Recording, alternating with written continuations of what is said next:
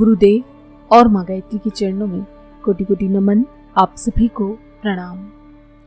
गायत्री साधना से जीवन का कायाकल्प हो जाता है। गायत्री मंत्र से आत्मिक कायाकल्प होता है।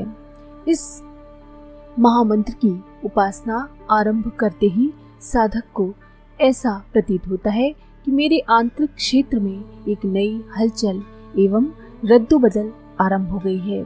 सतोगुणी तत्वों की अभिवृद्धि होने पर दुर्गुण कुविचार, दुस्वभाव एवं दुर्भाव घटने आरंभ हो जाते हैं और संयम, नम्रता, पवित्रता, उत्साह, श्रमशीलता, मधुरता, ईमानदारी, सत्यनिष्ठा, उदारता, प्रेम, संतोष, शांति, सेवाभाव, आत्मीयता आदि सद्गुणों की मात्रा दिन दिन बड़ी तेजी से बढ़ जाती है।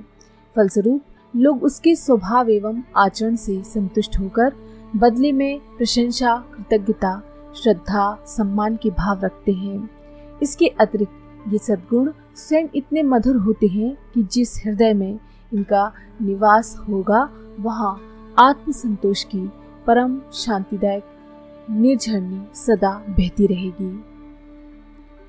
गायत्री साधना से साधक के मन क्षेत्र में असाधारण परिवर्तन हो जाता है। विवेक, तत्व ज्ञान की रितंभरा बुद्धि की अभिवृद्धि हो जाने के कारण अनेक अज्ञानजन्य दुखों का निवारण हो जाता है। कुछ कर्म प्रारब्धवश अनिवार्य होते हैं। उन कर्म फलों के कारण कष्ट साध्य परिस्थितियां हर एक के जीवन में आती रहती हैं। हानि, शोक, वियोग, आपत्ति, रोग, आक्रमण, विरोध, आघात आदि की विभिन्न परिस्थितियों में जहाँ साधारण मनोभूमि के लोग मृत्यु के समान कष्ट पाते हैं, वहाँ आत्मबल संपन्न गायत्री साधक अपने विवेक, ज्ञान, वैराग्य, साहस, आशा, धैर्य, संतोष, संयम और ईश्वर विश्वास के आधार पर इन कठिनाइयों को हंसते हंसते आसानी से काट लेता है। बुरी अथवा साधारण परिस्थितियों में भी अपने अंदर का मार्ग ढूंढ निकालता है और मस्ती एवं प्रसन्नता का जीवन बिताता है। संसार का सबसे बड़ा लाभ आत्मबल गायत्री साधक को प्राप्त होता है। इसके अतिरिक्त अनेक प्रकार के सांसारिक लाभ भी होते देखे गए हैं।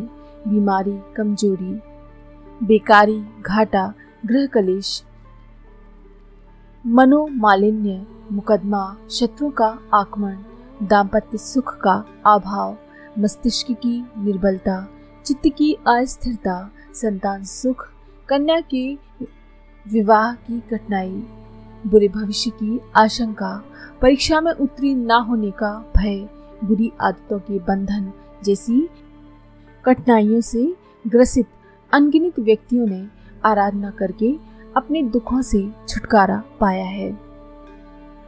अब हमारे मन में ये विचार आ सकता है कि गायत्री साधना से ऐसा क्या हो जाता है कि हमारी परिस्थितियां बदल जाती हैं।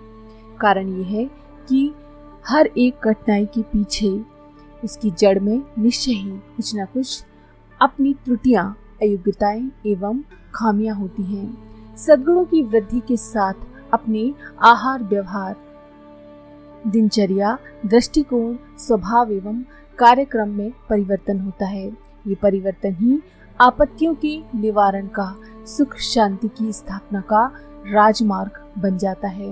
कई बार हमारी इच्छाएं, हमारी तृष्णाएं, लालसाएं, कल्पनाएं ऐसी होती हैं जो अपनी योग्यता एवं परिस्थितियों से मेल नहीं खाती। मस्तिष्क शुद्ध होने पर बुद्धिमान व्यक्ति उन मृग तृष्णाओं को त्याग कर अकारण दुखी रहने से, भ्रम जंजालों से छूट जाता है। अवश्यंभावी, ना टलने वाले प्रारब्ध का भोग जब सामने आता है तो साधारण व्यक्ति बुरी तरह रोते चिल्लाते हैं, किंतु गायत्री साधक में इतना आत्मबल एवं साहस बढ़ जाता है कि वो उन्हें हंसते हंसते झेल लेता है। किसी विशेष आपत्ति का निवारण करने एवं किसी आवश्यकता की पूर्ति के लिए भी गायत्री साधना की जाती है। बहुधा इसका परिणाम बड़ा ही आश्चर्यजनक होता है। देखा गया है कि जहाँ चारों ओर निराशा, असफलता, आशंका और भय का अंधकार ही अंधकार छाया हुआ था, वहाँ वेद माता की कृपा से एक दैवी प्रकाश उत्पन्न हुआ और निराशा आशा में परिणित हो गई। बड़े कष्ट साध्य कार्य तिनके की तरह सुगम हो गए। ऐसे अनेकों अवसर अपनी आंखों के सामने देखने के कारण हमारा ये अटूट विश्वास हो गया है कि कभी किसी की गायत्री साधना निष्फल नहीं जाती। गायत्री साधना आत्मबल बढ़ाने का अचूक आध्यात्मिक व्यायाम है। किसी को कुश्ती में पछाड़ने एवं दंगल में जीतकर इनाम पाने के लिए कितने ही लोग पहलवानी और व्यायाम का अभ्यास करते हैं। यदि कदाचित कोई अभ्यासी किसी कुश्ती को हार जाए तो भी ऐसा नहीं समझना चाहिए कि उसका प्रयत्न निष्फल गया। इसी बहाने उसका शरीर तो मजबूत हो ही गया, वो जीवन भर अनेक प्रकार के अनेक अवसरों पर बड़े बड़े लाभ लेता रहेगा। निरोगता, सौंदर्य, दीर्घ जीवन, कठोर परिश्रम करने की क्षमता, दाम्पत्य सुख, सुसंतति, अधिक कामना, शत्रु से निर्भयता आदि कितने ही लाभ ऐसे हैं जो कुश्ती पछाड़ने से कम महत्वपूर्ण नहीं है। साधना से यदि कोई विशेष प्रयोजन हो सकता है, प्रारब्धवश पूरा ना हो सके तो भी इतना तो निश्चित है कि किसी न किसी प्रकार साधना की अपेक्षा कई गुना लाभ उसे अवश्य मिलकर रहेगा। आत्मा स्वयं अनेक रिद्धि सिद्धियों का केंद्र है। जो शक्तियां परमात्मा में हैं, वे ही उसके अमर युवराज आत्मा में हैं। समस्त रिद्धि सिद्धियों का केंद्र आत्मा है। किंतु जिस प्रकार राख में ढका हुआ अंगार मंद हो जाता है, वैसे ही आंतरिक मलिनताओं के कारण आत्मा का तेज कुंठित हो जाता है। गायत्री साधना से मलिनता का पर्दा हटता है और राख हटा देने से जैसे अंगार अपने प्रज्वलित स्वरूप में दिखाई पड़ने लगता है, वैसे ही साधक की आत्मा भी अपनी रिद्धि सिद्धि समन्वित ब्रह्म तेज के साथ प्रकट हो जाती है। योगियों को तो जो लाभ दीर्घ काल तक कष्ट साध्य तपस्या करने से प्राप्त होते हैं, वही लाभ गायत्री साधकों को थोड़े से स्वल्प प्रयास से ही प्राप्त हो जाते हैं। गायत्री उपासना का ये प्रभाव इस समय भी समय समय पर दिखाई पड़ता है। इन 150 वर्षों में ही सैकड़ों व्यक्ति इसके फलस्वरूप आश्चर्यजनक सफलताएं प्राप्त कर चुके हैं और अपने जीवन को इतना उच्च और सार्वजनिक दृष्टि से कल्याणकारी तथा परोपकारी बना चुके हैं कि उनके अन्य सहस्त्रों लोगों को ये प्रेरणा हुई है। गायत्री साधना में आत्मोत्कर्ष का गुण इतना अधिक पाया जाता है कि उससे सिवाय कल्याण और जीवन सुधार के और कोई अनिष्ट हो ही नहीं सकता।